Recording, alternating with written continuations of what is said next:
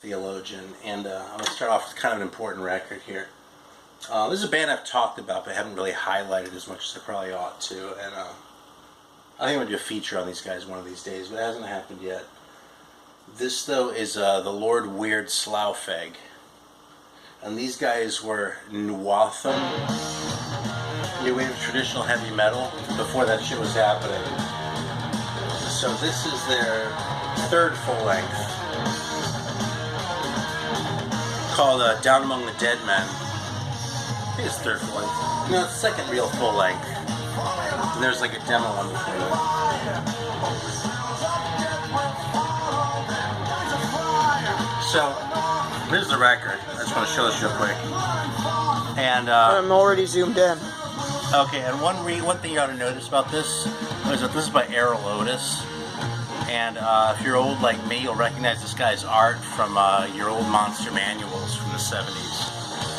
Or maybe the early 80s. So this is on Doomed Planet Records. And just fantastic shit. This is 2000. So for my collection, it's brand spanking new. But yeah, it's good shit, so I'm going to let it play while we're talking. So like Greeno and LJ, I'm looking at you. Scott, none of you guys appreciate this band as much as you ought to. And I think that's because of exposure, not because of bad taste. So I've got your back. Alright, so we're going to do 2 inches of metal, but first you're going to drink this long-awaited original flavor Fanta, which I'm forced to surmise is original because it only says Fanta on it. It doesn't say Pina or shit, I forgot how to say grape in Spanish, but so we're gonna bust this bad boy out and see how it tastes.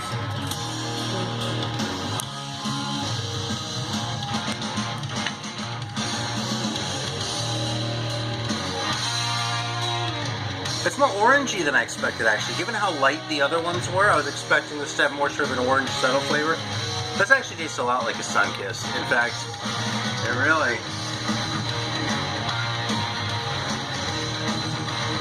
It's been a long time since I've had an American Fanta, but this really just tastes like orange soda, which is good. There's nothing wrong with that. It has real sugar in it instead of high fructose corn syrup. I'm pretty sure, although I'm not so sure that I'm not double checking here. Yeah, there's real sugar right here.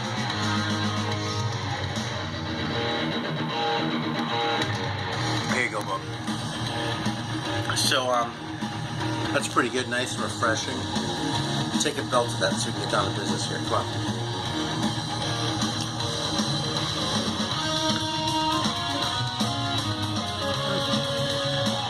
Do you even like orange soda? It's a lot better than regular Fanta. I don't know if I've ever done I don't know if it's a Big Red, but there's one that actually says Red Pop on it. I just thought that was kind of funny.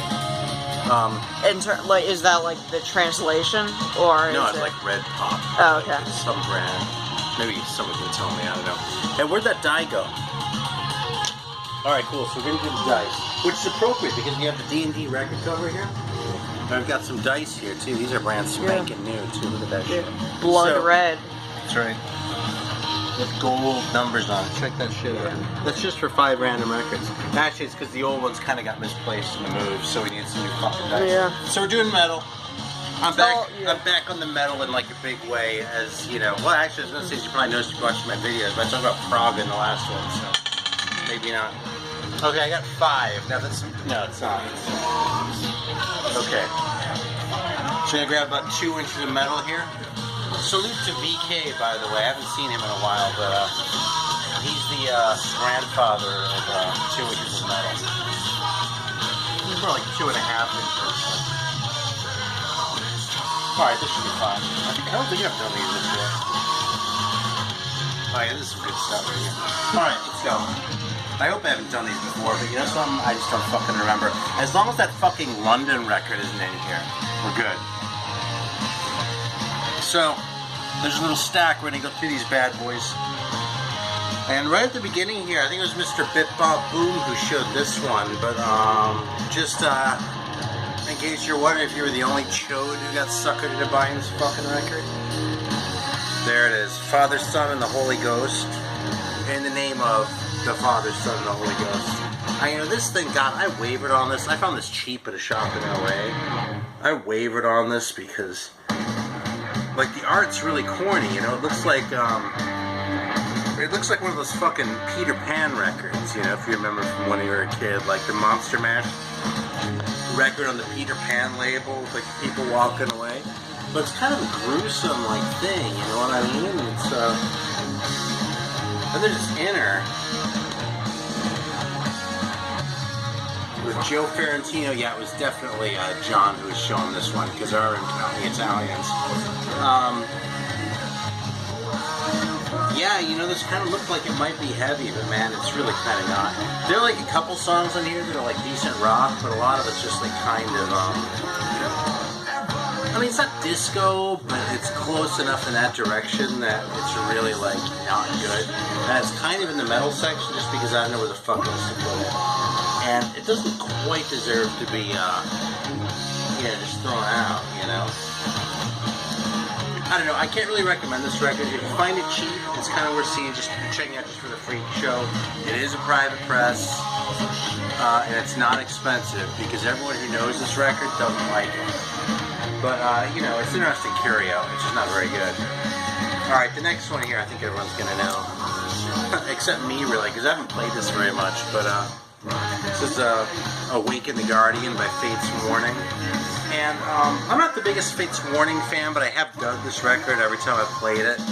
It's, just like prog metal shit, which really means it's probably right up my alley. But I should probably leave the fucking thing out. In fact, I think I will to play it again, because it's been a while. But I don't have a whole lot to say about this band, except that I got that record and this one, The Spectre Within, at the same time at a shop in Rochester, New York, of all places. Yeah. I'll also say that fucking baby is fine. Like, if we're doing like a game where like you're playing like the cards for your guys, like this person would have a card, and I think that baby would have his own card. And I'll tell you, I think that baby just might kill the fucking baby on the fucking Loudness record covers. So we have to see though by playing that game.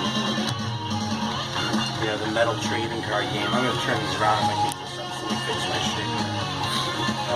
God, I haven't done 2 inches of metal in a new place. I don't really know where to put my shit. Alright, so a little more Fate's Warning, because of course I have the first one. That was coming. You can put the records on the coffee table. Oh wait, there's already stuff on the coffee table. Sick burn. Alright, so here's the second cover. Yeah, the first Fate's Warning has a distinction of having 2 different covers pulled, so here's the one. This really is not that great as prog metal records go. It's still an enjoyable record if you ask me, but I think the other ones are kind of more fully developed. So this is the Burning Witch cover, and it's an early Metal Blade actually. What's the number on this one? Well, it's late enough that it has the Enigma license in.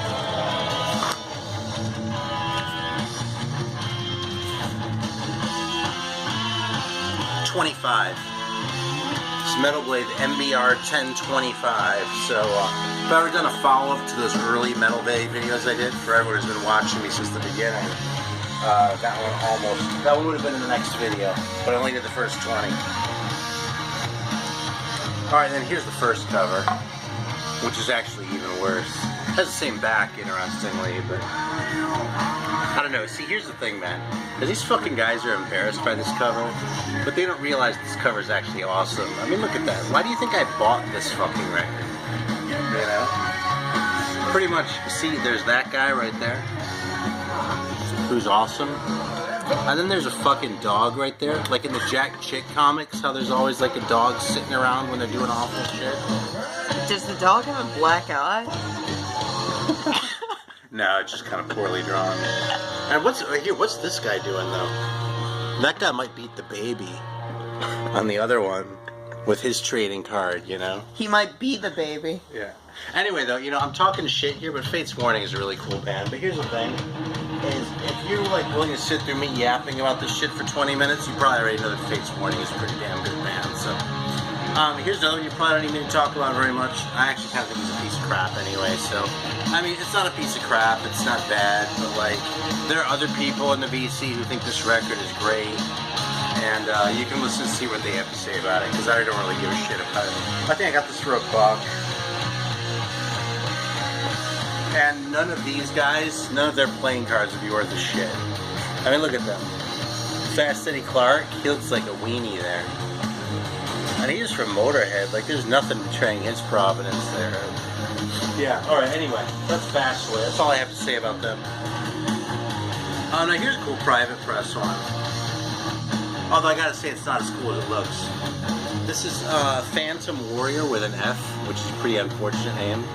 But check out that fucking great cover, man.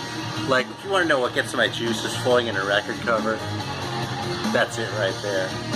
Fantasy or reality. Now this record, it's really not the greatest thing ever, but it's perfectly enjoyable. It's 87, and it's really like a total thrash record.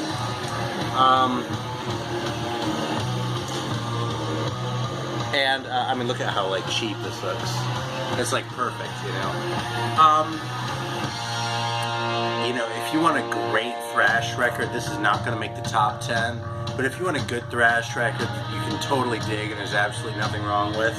And you come across Phantom Warrior cheap, fucking grab it, man, because it really is good stuff. You know? It's not the second coming of the Legacy by Testament.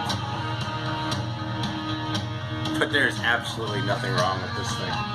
Actually, there's something, this is miraculous about this cover. Look at this. Like, if you can like see like the corners here and shit, like there's a tiny little bend there. But like for the most part, this thing is pristine. And when this thing got shipped to me, because I sent away for it, the guy put it in like a large-sized padded envelope with no reinforcement or anything. He just stuck it in the envelope and mailed it to me. And I got it in the mail, and I was like, oh fuck, this thing is gonna be destroyed. But I busted it out, and it's like perfect. Almost, you know. As close to perfect as you're ever gonna get for a record in the mail, so. Yeah, it's like miraculous. It's surreal. Is that the one from like a month and a half ago? No, it's a couple years ago. Okay, just, you were really mad. I wouldn't have been mad about this. Okay. What was the one from a couple months ago? Ah, whatever. Okay.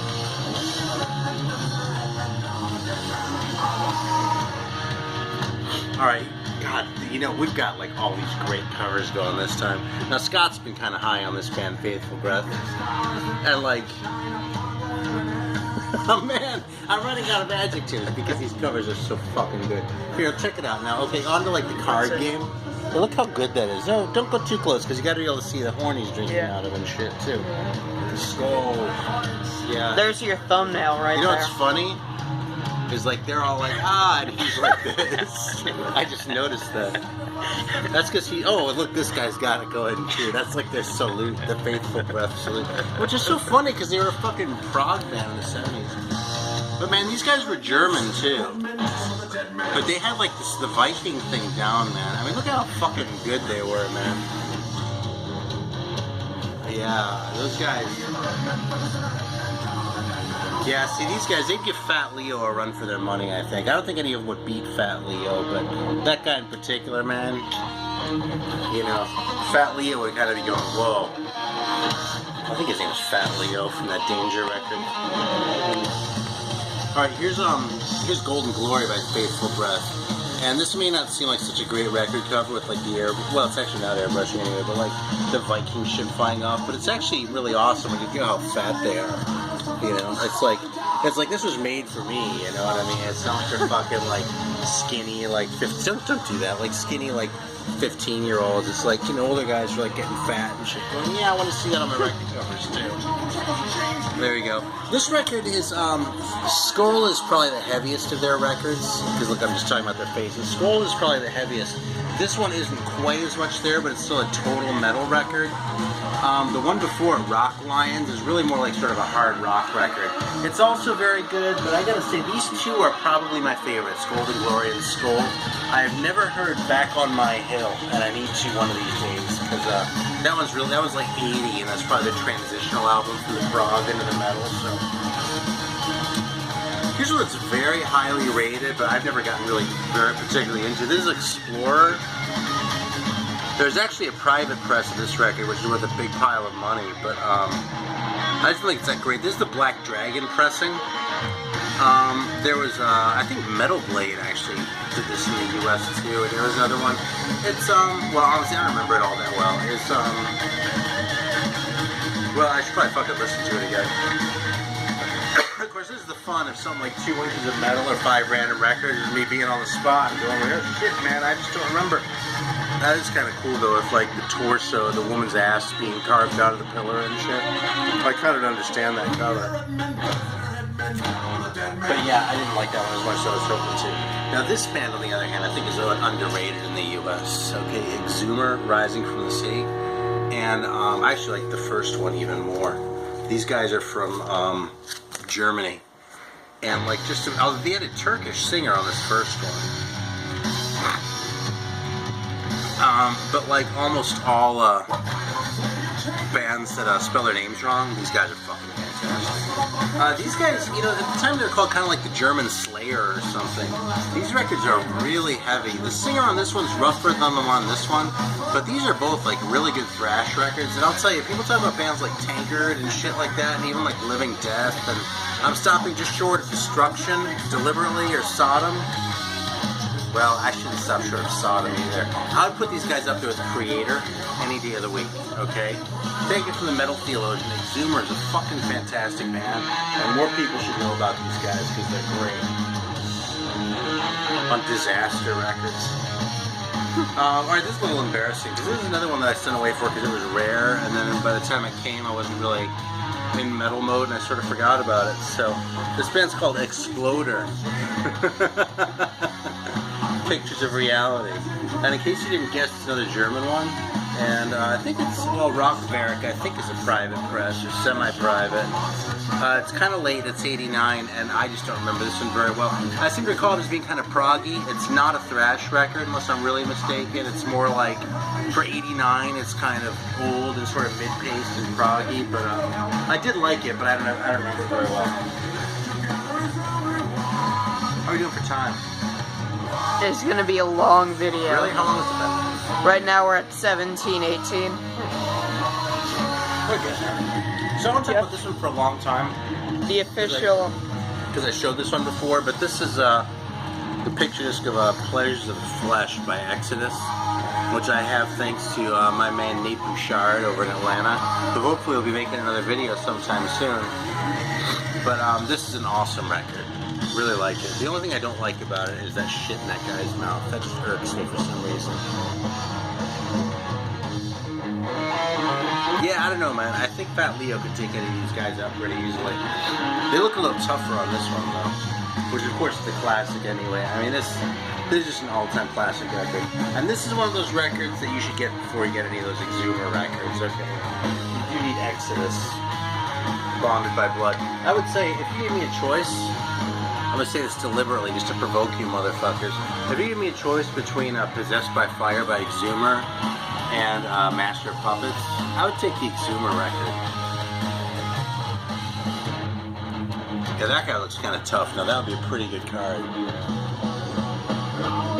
But this is a cool Torrid Records press, and I got this on a shop on 9th Avenue in San Francisco in first half of the 90s. I was pretty stoked to find it, although I didn't really realize how great it was until I got home. Oh shit, my shit's sliding all over the place. Yeah, it's such a great record though. I remember when this came out, seeing it like in shop windows and being like, what the fuck kind of stupid cover is that? I still don't really understand it. I mean, is that like a bed sheet they're on or something? It doesn't really make any sense. But this record is so fucking good. Like, it's hard to overrate. I mean, Piranha. I don't think there's such a thing as a better metal song than Piranha. Alright, so now we're on to the Exciter section. And then we're almost done. So here's what I've got by Exciter. I've got the Feel the Knife 12-inch. Which is Feel the Knife and a couple other songs. What label is this? Yeah, Combat, it looks like. Oh, and Violence and Force and Pounding Metal live in Ottawa. It's kind of a cool piece. Then of course I have maybe those later ones. I don't think I really trimmed all the fat out of my collection a while ago, but bam. What can I say about this one, man? You know what I can say about this one is that I came to it late, man. I didn't turn on to Exciter until probably after 2000. I was aware of them, and I'm pretty sure I've had these records longer than that. But man, it just took me a while to really give them the appreciation they deserve. I do know I bought these all in the wild, because you could still find them. They didn't turn up a lot, but they would still turn up. So, yeah, classic record. Pounding Metal is a great song, man. Fucking War is Hell. Violence and Force, yeah, it's fucking good shit, man. And of course, it's a bad show this right after Corey showed it, but here's my copy. Very cool record. I probably like Violence and Force more of it too. But just as well that I'm showing this one because I talked so much shit about the Shrapnel label. And this one is indeed on Shrapnel.